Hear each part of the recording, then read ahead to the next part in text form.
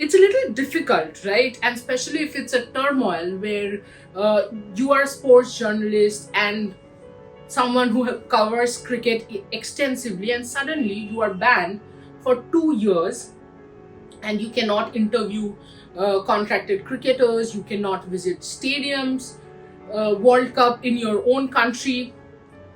So I asked Boria, how did he go through this all?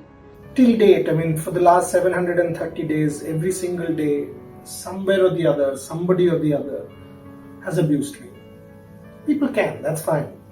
You've abused me, you've abused my family, you've abused my dead father, you've abused my mother, you've abused my wife, my daughter, you've abused yourself as well, everybody who works with me.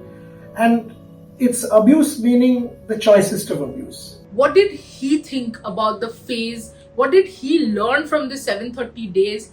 And what is the actual reason behind, going through all that all over again?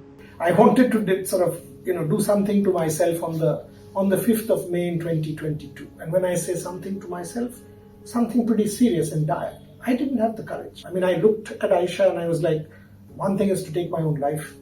And the other thing was, okay, if I do that, I didn't have the courage.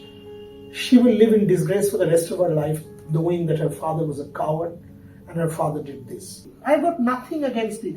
I have issues against social media trolls because they did not give me a chance.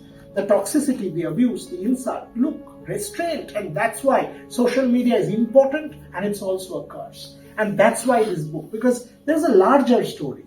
Each one of us, Trisha, has been an underdog. I have told you something which you might have not liked because I am in a position of power as your editor.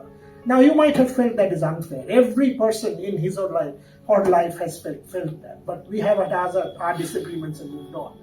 There have been instances when you would have felt this is wrong. I'm being violated. You must have a voice, for God's sake. I mean, anyone must have a voice. If I did not put out my story, I will go to my grave thinking, oh, you know what, I was wrong, but I couldn't speak out. I had to speak out.